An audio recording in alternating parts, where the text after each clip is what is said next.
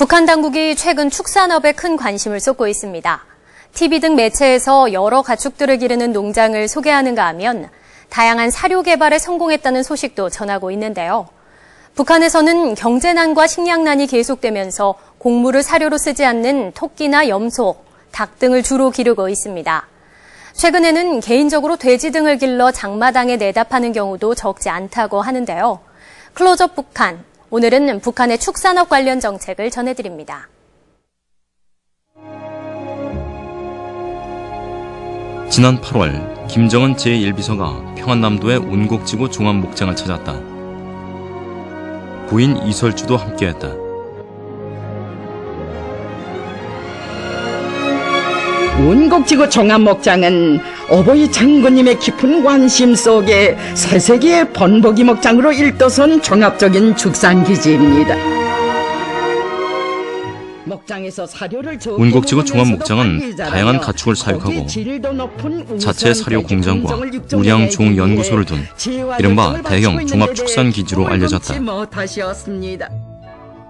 김정은은 사육장 곳곳을 둘러보고 사료를 직접 확인하는 등 큰 관심을 보였다. 그러면서 가축 품종 개선에 힘써 생산량을 늘려야 한다고 강조했다. 축산에서 기본은 정자라고 하시면서 우량 품종의 돼지들이 가지고 있는 고유한 특성들을 유지 개량하기 위한 사업을 더욱 짜고들어야 한다고 말씀하셨습니다. 군민 영천 돼지공장이 선군시대의 창조물로 훌륭히 완공됐습니다. 우리민들의 식생활 지난 23일 북한의 돼지 공장이 새롭게 완공됐다. 북한 TV는 사육장부터 도축, 가공에 필요한 시설까지 최신 설비를 모두 갖춘 곳이라고 소개했다. 모든 공정들이 컴퓨터로 자동 조절할 수 있게 꾸려진 현대적인 군민 영천 돼지공장이 일도섬으로써 우리민들에게 지난 4월에는 평양 시내의 연 건축 면적 5천여 제곱미터의 대형 고기 상점이 문을 열었다. 1층에는 대형 수족관까지 갖춘 생선 매장이, 2층에는 신선육과 통조림 등 축산 가공품이, 그리고 3층에는 대규모 불고기 식당까지 구비될 정도로 큰 규모의 상점이었다. 북한은 만수교 고기 상점 준공을 김정은의 치적으로 선전했다. 우리 인민이 다시는 허리띠를 조이지 않게 하며 사회주의 부귀영화를 마음껏 누리게 하자는 것이 우리 당의 확고한 결심이라고 하시며 인민을 위해 모든 것을 다 이처럼 북한은 최근 각종 매체를 통해 축산 관련 소식을 연이어 보도하고 있다. 김정은 그러니까 지도자의 그 산업 현장 방문 그런 것들은 지도자가 농업, 축산 이것을 잊지 않고 있다. 그런 것을 보여주기 위한 하나의 방편 정책적인 노력이 아닌가 싶습니다. 6.25 전쟁 이후 북한은 식량 곡물을 늘리는 것을 농업 정책의 기본으로 삼았다. 이 과정에서 가축의 곡물 사료는 계속 줄어들었고 우수 종축의 개발과 연구도 지연됐다. 여기에 1990년대 찾아온 경제 위기와 해마다 북한 전역을 휩쓰는 태풍과 장마 등 자연재해까지 겹치면서 남한을 앞서가던 북한의 가축 수는 급격히 줄어들었다. 곡물이 부족하다 보면은 축산 부문 중에서 곡물을 사료로 쓰는 축산 부문이 위축되게 돼 마련입니다. 그러니까 대표적인 것이 대동물이죠. 돼지가 많이 줄어들었어요. 사실 초기에. 왜냐하면 대규모 돼지 공장에서는 사료를 조달할 수 없기 때문에. 굴과 고기를 바꿀 때 대한 우리 당 정책을 높이 받들고 풀 먹는 집짐승을 더 많이 기르기 위해 힘찬 투쟁을 벌이고 있는 사람들 속에는 수많은 결국 북한 당국은 풀을 고기로 바꾸자는 구호를 내세우며 기르는 가축 종류의 변화를 주었다. 소와 돼지 등 곡물을 주 먹이로 하는 중대형 가축 대신 토끼, 양, 염소 등의 초식동물 사육에 주력했다. 타조와 같은 비용이 덜 드는 외래종을 들여오기도 했다.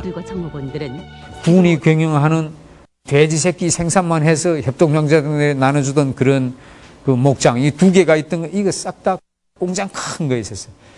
이거 다 없어졌어요. 없어지고 대신 거기다가 염소를 다 걷어연 거예요. 염소, 토끼 이걸 다 걷어였어요. 뭐 사료가 걸리는데 뭐 제한했어요. 2010년 조사 결과 북한에서 소와 돼지의 사육 비율은 남한의 각각 0.17배와 0.25배 수준에 불과하다. 반면 토끼는 남한의 84배가 넘고 양과 염소도 각각 55배와 14배가 넘는다. 염소나 토끼나 양 같은 경우는 야생풀을 이용하고 공유 같은 것이 필요하지 않기 때문에 축산 진흥을 하기 위해서 초식 가축 사육을 농정 시책으로 내놓은 지가 이제 오래됐고 그것을 굉장히 장려를 해오고 있습니다.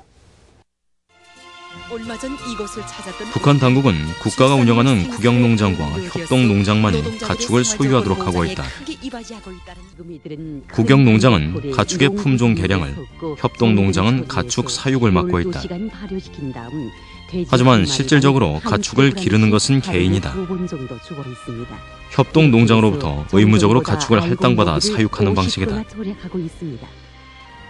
이 가정에서는 근 20년 전부터 돼지를 길러 해마다 많은 고기를 생산하여 인민군 부대들과 사회주의 건설장에 보내주었습니다. 이 과정에서 사료와 연료 등 가축을 기르는 데 필요한 비용은 모두 사육을 책임진 개인이 부담을 해야만 한다. 가축을 잘 길러 목표로 한 무게를 넘겼을 경우 초가분의 고기는 기른 사람에게 주지만 그런 경우는 거의 없다고 전해진다. 만약에 내 집이 가재가 20kg인데 22kg 나간다면 2kg는 자기가 가지는 거지만 이게 그렇게 내가 그 할 때 보니까 그렇게 남아서 빼가는 집이 별로 없더라고요. 생산성이 원래 저 지역이 고기가 많이 나는데 잘 먹이지 못하다니까 여의니까 그게 결국은 뭐 얼마 안 나오거든요. 하지만 장마당이 생기면서 이런 모습에도 변화가 생겼다. 몇몇 주민들이 집에서 가축을 길러 장마당에 내다 팔기 시작한 것이다. 무엇보다 북한에서 많이 사라졌던 돼지가 큰 인기라고 한다. 시내에서도 심지어 아파트 안에서도 이거 돼지를 키웠어요. 이게 결국 놓고 보면은 짐승이 먹기만 하고 잠만 자면 이게 살이 늘거든요. 그러니까 이 아파트들에서 베란다에다가 돼지를 딱 좁은 공간에 넣고 먹고는 술집기 같은 건 또 돼지가 먹고 취해서 자는 거예요. 안변군 화산농장 청년비육 본소에서는 큰 단백풀과 닭 배설물에 의한 집짐승 기르기를 잘해서 좋은 성과를 거두고 있습니다. 최근 북한 당국은 가축을 기르는 과정에서 비용을 줄이는 방안에 몰두하고 있다. 단백질이 높다는 큰 단백풀은 북한이 장려하는 대표적인 사료다. 부족한 곡물 대신 가축에게 단백풀을 먹여 영양소를 보충시킨다는 것이다. 또 농업과 축산업, 양식업까지 연결한 이른바 고리형 순환 생산체계의 효과를 적극 선전하고 있다. 종합축사에서 나오는 집짐승들의 배설물을 가지고 무루에서는 빨리 자라면서도 영양가가 높은 큰 단백풀을 생산하고 밑에서는 잉어, 령정어를 비롯한 물고기들을 계단식으로 많이 길러내고 있습니다. 참으로 단백 함량이 많은 유기순환 농법입니다. 그러니까 경종, 즉 농작물 생산하고 축산하고 그러니까 가축 생산에서 나오는 분뇨가 다시 농작물 퇴비로 들어가고 그럼 농작물이 또 생성되면은 그 공유는 이제 수확을 하고 또 버려지는 거는 가축의 사료로 쓰게 되고 이렇게 농작물과 축산이 같이 연계되는. 하지만 북한 당국의 노력들이 축산업을 정상으로 돌려놓을지는 확신할 수 없다. 사료와 에너지 부족, 그리고 산림의 황폐화 등 고질적인 문제가 여전히 해결되지 않고 있기 때문이다. 또 많게는 10에서 20명이 한 조를 이루는 집단 사육 방법 역시 생산성을 떨어뜨린다는 지적도 제기되고 있다. 집단 영농에 의한, 집단 축산에 의한 생산성 저효율, 그 다음에 자재가, 사료라든지 자재가 충분히 공급되지 못하는 데서 오는 축산의 저생산성, 그런 것들이 종합적으로 축산 부문의 성장을 가로막고 있는 요인이다. 현재 북한에서 축산업을 포함해 농업에 종사하는 인구는 우리나라의 3배의 수준이다. 축산업이 본 궤도에 오를 경우 고질적인 식량난을 극복하는 데 큰 도움이 될 것이라고 전문가들은 전망하고 있다. 하지만 근본적인 제도 개선과 북한 당국의 전폭적인 지원이 없다면 축산업의 정상화는 여전히 갈 길이 멀다. 집단 영농을 개인용으로 바꾸는 것, 그것이 하나 이제 중요한 요소고, 또 하나는 물적 토대라는 거예요. 그러니까 결국은 전체 문제라고 보여집니다. 경제 전체가 성장해야 같이 농업도 성장하고, 농업이 성장해야 또 축산 부문도 같이 성장합니다.